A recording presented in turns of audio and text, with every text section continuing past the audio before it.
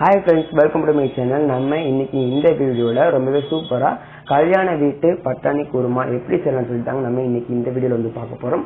வாங்க நம்ம வீடியோக்குள்ள போய் எப்படி செய்யலாம்னு சொல்லிட்டு பார்த்தறோம். இப்போ ஒரு pan ஹீட் பண்ணிக்கோங்க.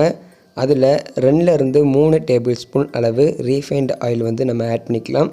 ஆயில் ஹீட் ஆனதுக்கு அப்புறமா இது கூட ஒரு 1/4 டேபிள் ஸ்பூன் அளவு சோம்பு வந்துட்டு ஆட் பண்ணிக்கோங்க. சோம்பு நல்லா பொரிஞ்சதுக்கு அப்புறமா இது கூட கொஞ்சமா வந்து கருவேப்பிலை ஆட் பண்ணிக்கோங்க. இந்த ஸ்டேஜில் வந்து மீடியம் ஃப்ளேமில் வச்சுக்கோங்க, இல்லைனா கருவேப்பிலை வந்து சீக்கிரமாகவே வந்து கருகிடும். இப்போ நம்ம ஒரு மீடியம் சைஸ் வெங்காயத்தை சின்னதாக வந்து கட் பண்ணி வச்சுருக்கேன், அதையும் நம்ம இது கூடவே வந்து ஆட் பண்ணிக்கலாங்க. ஆட் பண்ணிவிட்டு நல்லா வந்து ஒரு தடவை எல்லாத்தையும் சேர்த்து நல்லா வந்து கலந்துட்டுக்கோங்க. நல்லா வந்து வெங்காயம் வசங்கி ஒரு கண்ணாடி பதத்துக்கு அது வர நம்ம மீடியம் ஃப்ளேமில் வச்சு நல்லா மிக்ஸ் பண்ணி விட்டுக்கலாம். இப்போ நல்லா வெங்காயம் வசங்கிருச்சு. கொஞ்சம் வாசனைக்காக ஒரு துண்டு பட்டையை வந்து ஆட் பண்ணிக்கோங்க. பட்டை சேர்த்து செய்யும் போது நல்லா இன்னும் வாசனையாக இருக்கும். இதை நல்லா வந்து வசக்கி விட்டுக்கோங்க. இப்போ இன்னொரு மிக்ஸி ஜாரில் ஒரு 100 கிராம் அளவு தேங்காய், அது கூட 1/2 டேபிள் ஸ்பூன் அளவு சோம்பு தண்ணி விட்டு நல்லா பேஸ்ட்டாக வந்து அரைச்சி எடுத்து வச்சுக்கோங்க. இப்போ பாருங்கள், வெங்காயம் நல்லா வந்து வசங்கி வந்துருச்சு. உங்களுக்கு வந்து பார்க்கவே வந்து தெரியும், இந்த அளவுக்கு வெங்காயம் வந்து வசங்கி வரணும். இந்த ஸ்டேஜில் ஒரு 1/2 டேபிள் ஸ்பூன் அளவு இஞ்சி பூண்டு விழுது ஆட் பண்ணிக்கலாம். ஆட் பண்ணிவிட்டு அதோட பச்சை வாசனை போகிற அளவுக்கு நம்ம நல்லா ஃப்ரை பண்ணி எடுத்துக்கலாம். இப்போ இன்னொரு குக்கரில் ஒரு 2 மீடியம் சைஸ் உருளைக்கிழங்கு இந்த மாதிரி சின்னதாக கட் பண்ணி வச்சு வேக வச்சு எடுத்துருக்கேன். அது கூடவே 150 கிராம் அளவு முளை கட்டிய பட்டாணியை வேக வச்சு எடுத்துக்கோங்க. இப்போ நல்லா வந்து அதோட பச்சை வாசனை போயிடுச்சு. இந்த ஸ்டேஜில் காரத்துக்கு தகுந்தாப்புல மிளகாய்த்தூள் வந்து ஆட் பண்ணிக்கோங்க. நான் இன்றைக்கி 1/2 டேபிள் ஸ்பூன் அளவு ஆட் பண்ணியிருக்கேன்.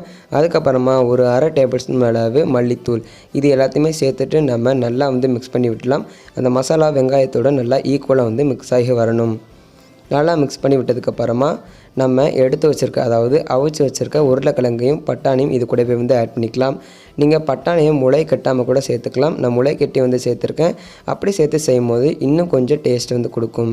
இப்போ எல்லாத்தையும் சேர்த்து நல்லா கலந்து விட்டதுக்கப்புறமா நம்ம அரைச்சி வச்சுருக்க கோகோனட் பேஸ்ட்டை நம்ம இது கூடவே வந்து ஆட் பண்ணிக்கலாம். அப்போ தான் நல்லா வந்து ஒரு கிரேவி பதத்துக்கு வரும். கல்யாண வீட்டிலலாம் இந்த மாதிரி தான் பார்த்திங்கன்னா செய்வாங்க. சேர்த்து ஒரு பச்சை வாசனை போகிற அளவுக்கு நம்ம நல்லா வந்து ஃப்ரை பண்ணி எடுத்துக்கலாம். இப்போ இது கூட நம்ம தேவையான அளவு வந்து உப்பு வந்து ஆட் பண்ணிக்கோங்க.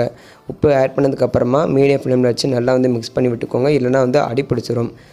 மீடியம் ஃப்ளேமில் வச்சுட்டு இதை வந்து ஒரு மூடி போட்டு மூடி இது 5லேருந்து ஒரு 3 நிமிஷம் வரை நல்லா வந்து வேக வச்சு வந்து எடுத்துக்க போகிறோம். இப்போ பார்த்தீங்கன்னா 5 நிமிஷம் போல் ஆயிடுச்சு. அதோட பச்சை வாசனை எல்லாமே வந்து போயிடுச்சு, உங்களுக்கு பார்க்கவே தெரியும். அவ்வளோதான் ஃப்ரெண்ட்ஸ், சிம்பிளாக நம்ம வீட்டிலையே கல்யாண வீட்டில் கிடைக்கக்கூடிய அதே டேஸ்ட்டில் எப்படி வந்துட்டு பட்டாணி குருமா செய்யலாம்னு சொல்லிட்டு நம்ம இந்த வீடியோவில் பார்த்துடலாம். நெக்ஸ்ட் வீடியோ ஒரு அருமையான ரெசிபியோடு சந்திக்கலாம். இந்த வீடியோ உங்கள் எல்லாத்துக்கும் பிடிச்சிருந்துச்சுன்னா மறக்காமல் நீங்கள் நம்ம சேனல் சப்ஸ்கிரைப் பண்ணிக்கோங்க.